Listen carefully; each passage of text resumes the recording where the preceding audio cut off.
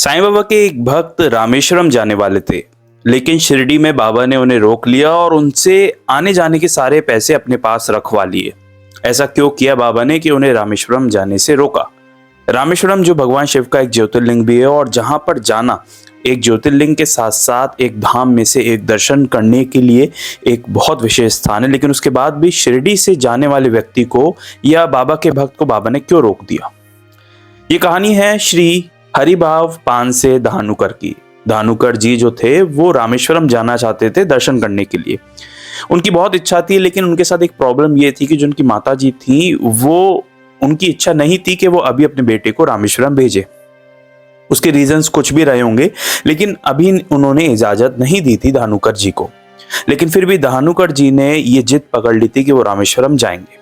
माँ की इच्छा के विरुद्ध धानुकर जी अपने घर से निकलते हैं और रामेश्वरम जाने के लिए सबसे पहले वो शिरडी जाते हैं बाबा के दर्शन करने के लिए, क्योंकि वो बाबा को बहुत मानता था उनका परिवार, और बाबा को अपना गुरु मानने के साथ ही जो धानुकर जी थे वो सबसे पहले बाबा के दर्शन करने जाते हैं और उन्होंने सोचा वहीं से वो रामेश्वरम की यात्रा को आगे बढ़ाएंगे।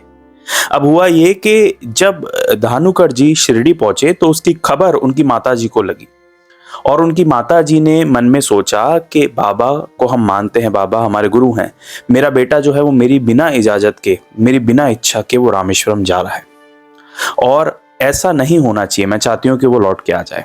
अगर बाबा सच्चे सदगुरु होंगे, हम पर नजर रखते होंगे, हमारी भलाई के बारे में सोचते होंगे, तो मैं व्रत रखती हूँ और मैं जब तक कुछ भी नहीं खाऊंगी जब तक मेरा बेटा लौट के वापस नहीं आ जाता।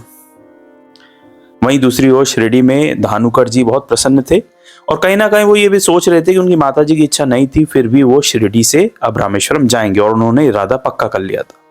दूसरी तरफ उनकी माता जी मन में ये सोच रहे थे कि अगर बाबा सच में कोई शक्ति है या सच में वो हमारे ऊपर नजर रखते हैं, हमारा ध्यान रखते हैं, तो मेरा बेटा जो है वो शिरडी से वापस घर लौट आएगा, वो रामेश्वरम नहीं जाएगा।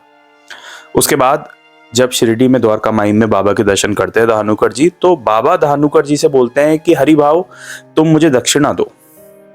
तो हरिभाव जी जो है वो दक्षिणा निकालते हैं और उस वक्त हरिभाव पान से धानुकर जी ये सुन के हैरान थे कि बाबा उनसे दक्षिणा मांगे जा रहे थे और बाबा उतनी दक्षिणा मांग लेते हैं जितने रुपए उनके पास होते हैं।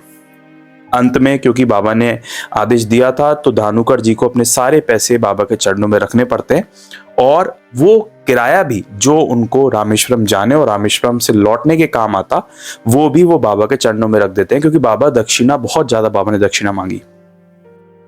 उसके बाद वो मन ही मन ये सोचने लग जाते कि मैं अब रामेश्वरम कैसे जाऊंगा।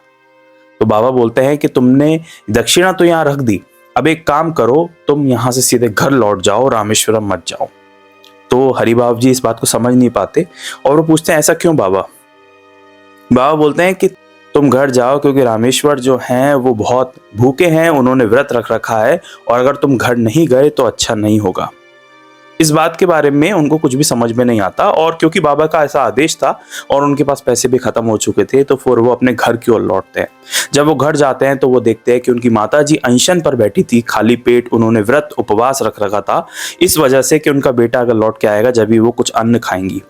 और तब वो बाबा का तात्पर्य समझते हैं कि बाबा ने कहा था कि रामेश्वर जो हैं वो भूखे हैं, तुम घर लौटो जल्दी से जल्दी।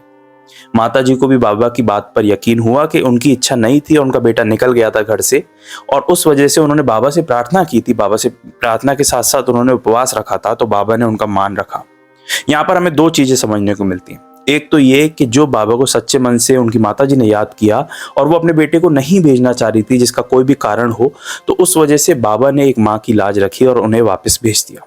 दूसरी बात हमें यहाँ समझने को मिलती है कि बाबा ने संबोधन किया कि रामेश्वरम भूखे हैं, यानी कि बाबा ने उस बच्चे को, यानी उनके शिष्य को, हरिभाव पान से धानुकर जी को ये बताया कि जो पेरेंट्स होते हैं वही ईश्वर का एक रूप होते हैं। तो इसलिए बाबा ने रामेश्वर भूखे हैं कह के संबोधन किया, क्योंकि वो समझाना चाह रहे थे कि अगर तुम्हारी माँ की इच्छा नहीं है तो अभी तुम मत जाओ, क्योंकि उनकी इच्छा के बिना तुम्हें कुछ कार्य करोगे तो वो भी ईश्वर की इच्छा के विरुद्ध होता है। क्योंकि अगर आप पेरेंट्स की इच्छा के विरुद्ध जाकर कुछ काम करते हो जहां पर पेरेंट्स की बिल्कुल भी इच्छा नहीं है, तो वो भी ईश्वर की आज्ञा के खिलाफ जाना होता है।